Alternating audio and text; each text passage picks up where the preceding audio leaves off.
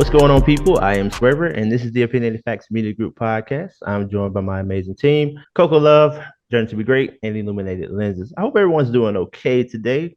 Of course, this is what we do every weekend, bringing y'all an episode every Sunday at 1 p.m. So, to my team, how y'all doing today? Good. How are you? I'm all right.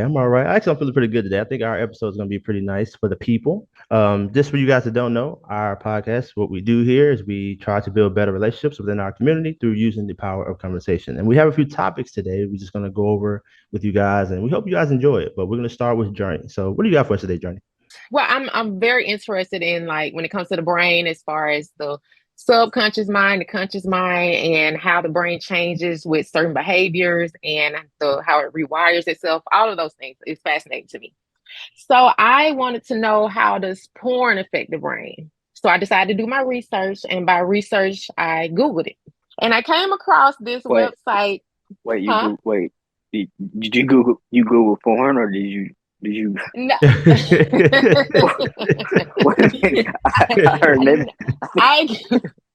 I Googled the effect of porn on the brain. Yeah.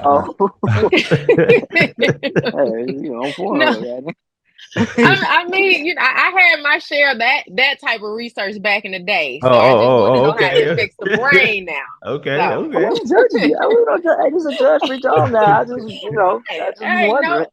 Look, no judgment at all. But for our Pornhub users, I just want to get them the information. Man. So I went. Hey, hold on now. Hold on. Go in the direction. Go. Okay. Go ahead. Okay. So just for clarity for our listeners, I didn't go to Pornhub to get this information. I actually went to this website called EndSexualExploitation.org, and the title of the article was "How Pornography Affects More Than the Brain." And so, according to this article, and I quote, "The visual stimulus of pornography hijacks the brain's reward system and overwhelms it with an unnatural, prolonged dopamine level." So, if you're not familiar with dopamine, basically it's the feel-good chemical in the brain that comes from pleasure, satisfaction, and motivation. And not just sexual pleasure, like you can get that from eating, from scrolling through social media all day long. And like I said, it just gives you that feel good. That temporary feel good. But according to this website, the brain actually deteriorates in size and shape, as well as cause a chemical imbalance. And I also found a study by someone named Kendra J. Muller from Brigham Young University. So the area that is impacted the most as far as like shrinking in size is the prefrontal cortex, which regulates self-control. So the repetition of porn decreases the gray matter in that area. So if you think about it, ultimately, porn can kind of cause brain damage. And this begins to affect a person's mood and the personality. It's okay. Personality. I had to break it down. It's the porn, man. It's the porn. Go ahead.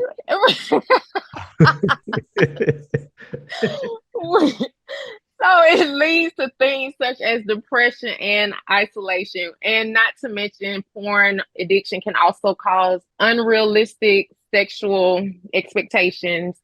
And this article also mentioned a docuseries called Brain, Heart, and World, which I haven't had a chance to watch it, but I do plan on looking for it because I just thought the whole thing was interesting. But it goes on to say how it starts with your brain and then it moves to your heart and eventually comes out into the world as far as like your behaviors and stuff. So for those of you who are frequent Pornhub users, no judgment, but you may want to consider it could possibly be damaging your brain. That's crazy. Thanks for sharing that. That's an interesting topic. For the listeners, how many of y'all out there going to these different sites, man? Y'all ain't gonna tell us though. Y'all nasty like that, but so it's all good. I just want to know. Give us a thumbs up or something if you like to go watch a little porn here nowadays. Now, anybody that likes it, you're going to think that they like to watch porn and they just liking the videos. They be lying. They know what it is. We know what it is. See, that's why folks be getting injured doing sex. Trying to do stuff that they see other people do. Exactly. Again, the unrealistic expectation. What'd you say? Got your old ass up here trying to do reverse cowgirl to get to pull the damn hamstring. Yeah. She did it on the screen, but wait. Now you got to lift your dumb ass to work. And they asking what happen, you got to think of an excuse. The cowgirl. Hey, you want to go next, Coco? Yeah. So I saw this. It went kind of, I don't know how viral it went, but it was in a mom's group that I'm in on Facebook or whatever. And it was also outside of that mom's group as well. But basically, I want to get y'all's opinion, what you think about this or whatever. So it's 2 screenshots. One is a screenshot from a mother of a daughter. Okay, so she has a daughter with a man, and I guess she's having a hard time currently. I don't know if she's sick or whatever, but she's messaging her child's father's girlfriend. Okay, so the message just says, "Hello, can you please allow Miles to get Faith?" And she said, "I'm struggling really bad and I need help." And then he said that he can't allow his daughter to spend the night because it's your house and your rules. So I'm asking you woman to woman. So the man's girlfriend comes back and she says, "Hey, yeah, she can't stay here. Faith isn't my child and I won't have responsibility over that or what you and Miles have going on." And then she said, "Have you spoken to his mother?" As in Miles's mother and the child's grandmother. She said, "Maybe she can watch Faith until you get better." And then the child's mother comes back and she just said, "I spoke to her." And the girlfriend says, "Okay, cool." And that is the extent of the conversation that we see in the screenshot. So I don't know who shared the screenshot. I'm not sure, but the girlfriend comes on back and she says pretty much, I'm not going to read all of this because it's pretty long, but basically she said that you can look at her as being selfish or whatever, but she's not going to put herself in that position or whatever. And she said that Black minority women especially have always been set up to be the provider, even when it's not our responsibility. And she said becoming a stepmom when we don't necessarily have to be. She said for her, she's not going to do that. And, you know, it might seem selfish or whatever, but she's worked hard for where she is. She's going to travel. She's going to live her life and she's going to not. So I'm assuming she doesn't have children of her own. I'm assuming from reading it. But she said she's going to do what she want to do. Basically, that's her man, but that's not her daughter pretty much. So I wanted to get y'all's opinion because as always, I can see both sides. But I wanted to get y'all's opinions first. So what do y'all think? Do y'all think she's wrong? Do you think she was right? I mean, what do y'all think? I mean, for me, if you're going to deal with someone with a child, that child, of course, going to be in their life. Mm-hmm. So I just feel like that comes along with it, that you have some type of responsibility. If you're going to deal with someone with a child, if you don't want that period, then don't date anybody with children. Right. Yeah.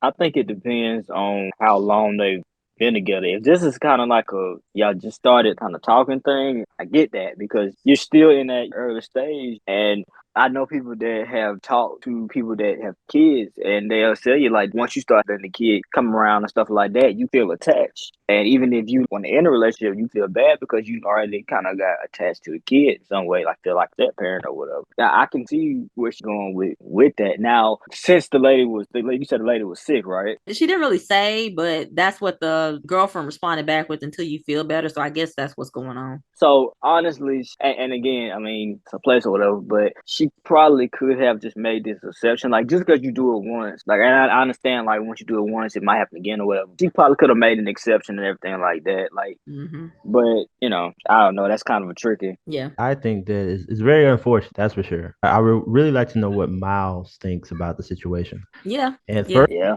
Furthermore, I will agree with Journey and you. You brought up some good points too. But if you're gonna deal with somebody with kids, and I'd like to know how old they are, because as you age, it's gonna be highly unlikely that you find a person without a child. I'm wondering if it doesn't work out with Miles, who's she gonna find out here that's not gonna have a child? So I would definitely say she's very selfish for that. I mean, like you said, E, I mean, come on, man. We don't know all the details, so I don't want to just go ahead and assume. But I think, like I said, I see both sides. If she doesn't have any kids, I get it. But as Journey said, she shouldn't be dating anyone with children if she has that mindset. I think that she should date someone that does not have any kind of responsibility outside of himself. As far as Miles is concerned, I would love to know too, because if I were the man in this situation, that would be all I needed to know. Like, we're living together, and yeah, it was probably her place before he came along, but I'm sure he's providing something or whatever. And if my child can't stay here, then I don't need to stay here either. And that would have been the end of our relationship. Like, that would have been all I needed to know, because what is the purpose of y'all even being together anyway? Like, are y'all just dating for fun? Like, I have a child, she comes along with it, and if you don't care about her well-being or me seeing about her well-being, then we can't be together. So I would hope that if Miles is any kind of dad but I think that he should have broken up with sis after this, so she can go find her someone without any children, and then he can help the mother of his child while she gets back on her feet, because ultimately that affects the child. If she's sick to the point where she's asking for help, she's probably in a situation where she can't work like she needs to do her part for her child and to be there emotionally and physically for her child, so she needs help. So I thought it was kind of messed up. Like I said, I can see her point of view as maybe being a single woman, you know, without any children, but she might need to find her a single man without any children if she's going to have that mindset. But I saw a lot of different opinions on the comments or whatever. Some people were saying pretty much what we said, and some people were saying, you know, like, she's not wrong, and you know,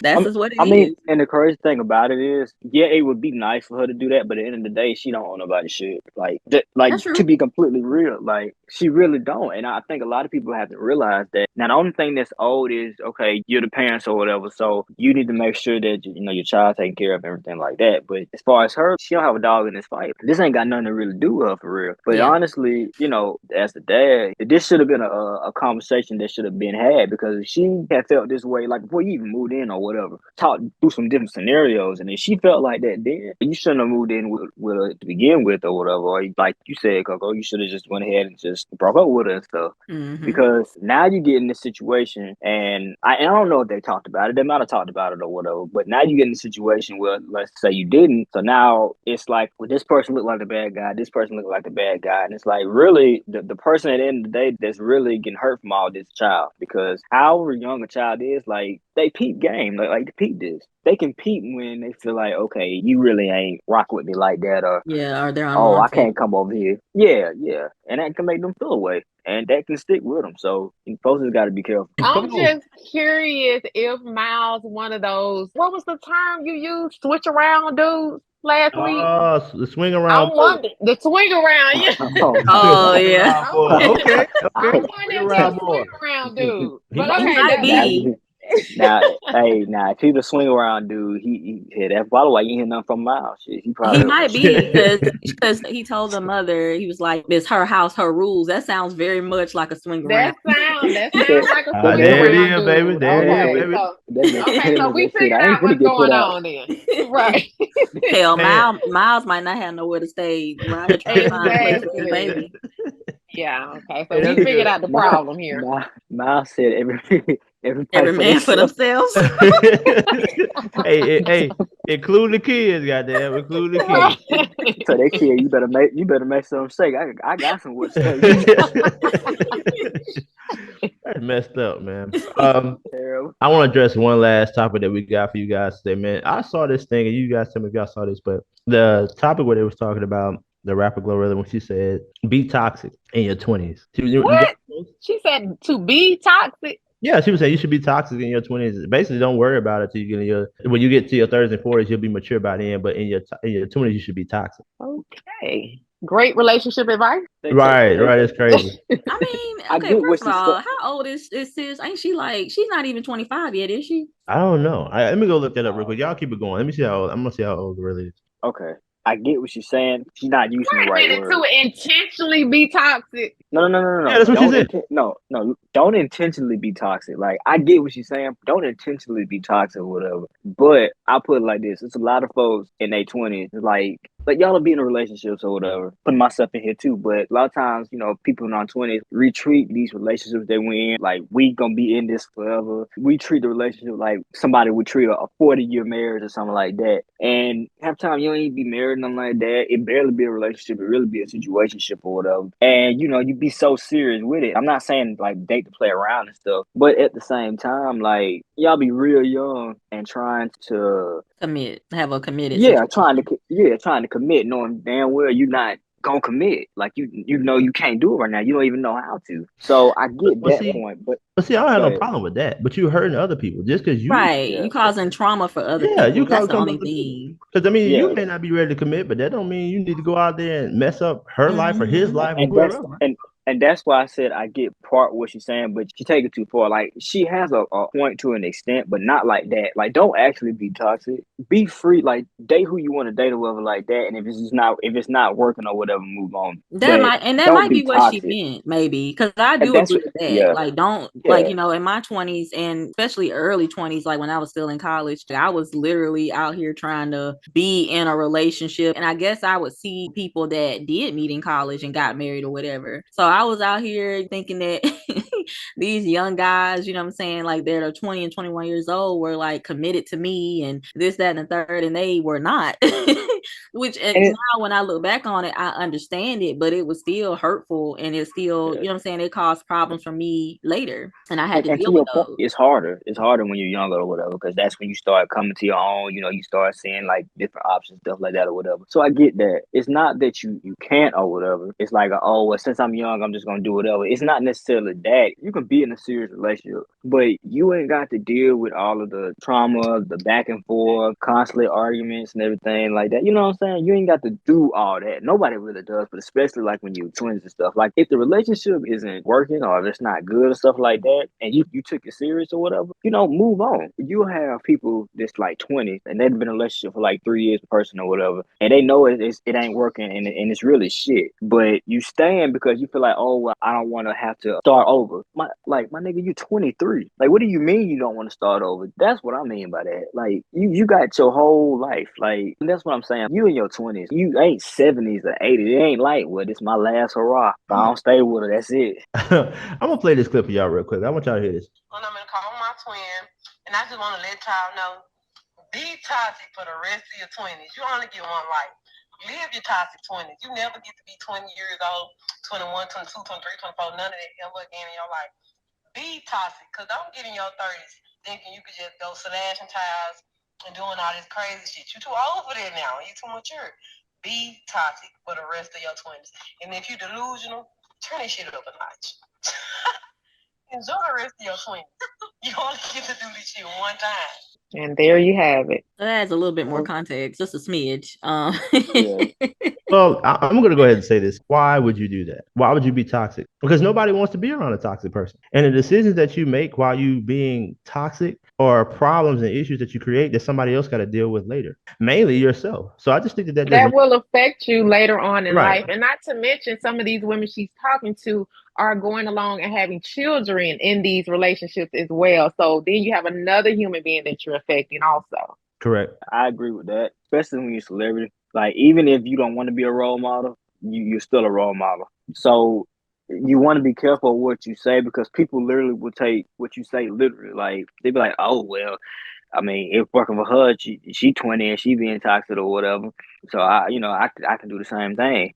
And she might not even meant it to completely like that. And then you going out here, you just smashing folks just left or right or something, and then you wind up catching some. And now you ain't got nobody to blame but yourself. That's ultimately it. But folks are impressionable, so you just got to be careful. So I don't know what type of women she's speaking to. I don't know if she meant that for all women, but I can say this. No man, if you want to be married or you want to have kids, no child is looking for a toxic mother, and no husband is looking for a toxic wife. So if you have two of those ideas in your mind that you want to be, and maybe you may be thinking you're going to bury that when you get to a certain age, well, that's another thing. No man wants a woman with a lot of baggage, and no child wants a mother with a lot of problems. So it just doesn't make any sense. Like, that doesn't make any sense at all. And I really hate that she put that out there, because she has such a wide group of people that listen to her. She's a big influencer to certain people. So that's definitely unfortunate. What I want to know is, for the listeners, how do you guys feel about that comment? Do you think it makes sense? Let us know in the comments below. I want to take this time now to thank everyone for listening to us today. I appreciate each and every one of you. I am joined by Coco Love, Illuminated Lenses, Journey to be Great. This is the Opinionated Facts Media Group podcast. And until next time,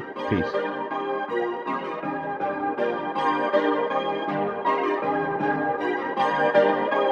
Perfect.